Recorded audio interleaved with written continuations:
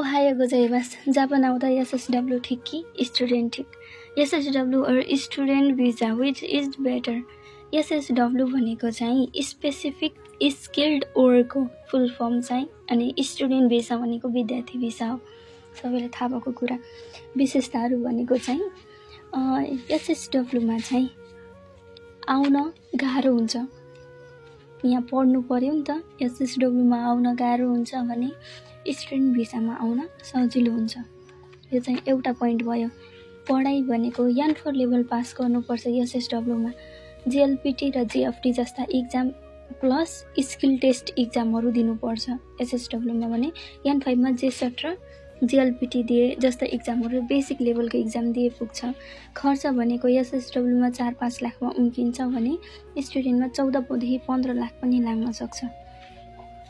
र काम 40 our per week, दिनको 8 घण्टाका दरले गर्नुपर्छ। हप्तामा 2 दिन बिदा हुन्छ, कम्पनी अनुसार हुन्छ। स्टुडेन्ट भिसामा 28 घण्टा पर विक। आएपछि सजिलो हुन्छ एसएसडब्ल्यूमा भने स्टुडेन्ट भिसामा गाह्रो हुन्छ पढाइ काम गर्नु पर्दाखेरि। टाइम भनेको चाहिँ एसएसडब्ल्यू पढ्न चाहिँ 6 महिनादेखि 1 वर्षको बिचमा डिपेन्ड अन योर क्यापेबिलिटी, अनि त्यसपछि स्टुडेन्ट भिसामा 4 महिनादेखि 6 महिना बिचमा सकिन्छ। इक्जाम चाहिँ एसएसडब्ल्यू 2मा चेन्ज गर्नुपर्छ। गरे पाए लङ टर्म बस्न पाइने, डिपेन्डेन्ट लैजान पाइने जस्ता केसेस हुन्छन् उही जापान गएपछि। भने स्टुडेन्ट भिसामा निहोन्गो स्कुल 2 वर्षको र दाइगाको 2 वर्षको सक्नुपर्छ। इन्कम भनेको चाहिँ कम्पनी अनुसार हुन्छ। बोनस र स्यालेरी दियो भने चाहिँ 2 लाखदेखि 2,70,000 3 लाखसम्मको हुन्छ भने स्टुडेन्ट भिसामा चाहिँ आफ्टर स्टुडेन्ट इन्कम चाहिँ राम्रो हुन्छ।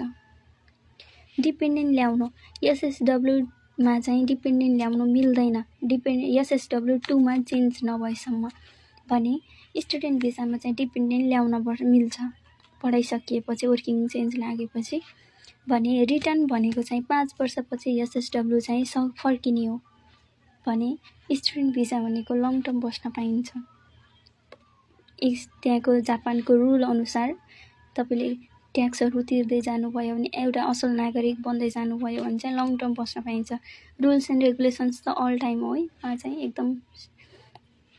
भने एसएसडब्ल्यू पढ्नलाई 8 पास गरेको 7 पास गरेको म्याक्सिमम त्यो पढाइ चाहिँ सेक्योर छैन एसएसडब्ल्यूको लागि, जति पढे पनि पाइन्छ भने।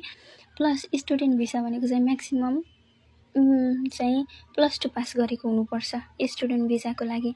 एसएसडब्ल्यू कस्तो मान्छेको लागि बेटर हो भन्दाखेरि विदेश गएर आउनुभएको, केही मैले सिक्छु अनि फर्किन्छु, देश फर्किन्छु भन्नको लागि चाहिँ यो बेस्ट हो। भने स्टुडेन्ट भिसाको लागि लङ टर्म आफ्नो करियर सेट गर्नका लागि स्टुडेन्ट भिसा राम्रो छ। Thank you.